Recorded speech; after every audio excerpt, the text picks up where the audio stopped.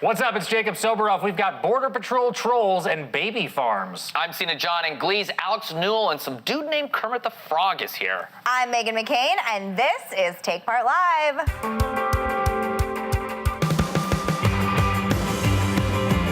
See, man, he's got to be ready to go for the show. If he's not in the right spot, how is the show going to actually work? All right, everybody, welcome to Take Part Live, the anti-news news show. Today, none other than Seena John is here to help us co-host. Yes! Make that look good. Thank you. I conditioned just for you guys. Good to have you here. Thank you. Nice Great to be in here with flesh. you. Yeah, I wasn't here last time. Megan, because freedom doesn't come free, I have a very special present for you. Don't show my leg. I brought Iran as well. It's that hairiness.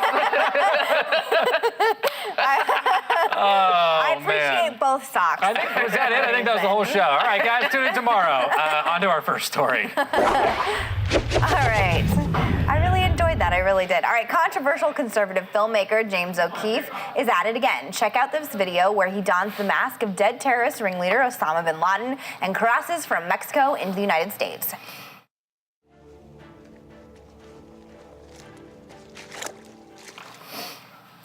That seems dangerous. So as you can see in this video, James O'Keefe claims that there was no border security in sight as he crossed into the U.S. from Mexico, even as he was disguised as none other than Osama bin Laden, as you said. But he's taken heat, actually, from both sides of the political spectrum. Eric Bolling from the 5 on Fox News told James O'Keefe to give it a rest. And then Adam Weinstein from Gawker called James O'Keefe desperate. Everybody is sort of shitting on him right now. You know, I think nobody's giving him a fair shake, but he is sort of exposing a security flaw. Is he? Do you guys care about this? I think the one thing that we could say is that the guy is a terrible person, but I think if you take a kind of a step back and look at what he's actually doing, he is kind of doing what we want citizens to do, engaging the government, letting the government know when there's something wrong, right? So he's going out to a place and he says, look, here's a place where there's a weakness in our border, and he publicized it in a way that I think is attention-mongering and terrible and disgraceful, but at the same time, if more people did that, Disgraceful? I think so. I mean, there's a way to do what he did in a much more inclusive and a much more beneficial way for our country. But to me, this is just sort of like the Michael Moore school of documentarianism. You have to understand that there's an agenda with both filmmakers. He is getting a lot of attention, so I give it up for him to continue to get us talking on news shows. And I agree with you. I think that he's showing us something that could potentially be a loophole, and you're shaking your head at me. I don't think he's making any valid point, and the reason is because the same thing we talked about yesterday with Vice News being in Syria and Iraq, you have to zoom out and you have to understand what the context is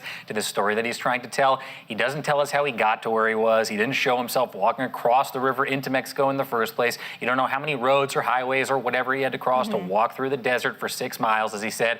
I think, frankly, he leaves out too much for this to have any validity to it whatsoever. And the truth of the matter is, I just don't care. I really don't care. Speaking of last night's show, you guys covered the Sketchy app, right? I mean, this is the best use of the Sketchy app that I could ever imagine. Just go to the border and be like, here are things, and that's how you can engage citizenry to actually do something that makes a difference, as opposed to slinging mud at our leadership and saying that they're doing a terrible job and they don't care about it. You know what I would love to see? I would actually love to see him picked up by Border Patrol for illegally crossing into the United States, go to jail, and then report on it then. After that, see how the real migrant experience is. Okay, by now all of you recognize the show for the excellence generator that it is, with a user experience that's elegant as it is intuitive. Basically, you yell at us through your phone or computer, and while we're live on air.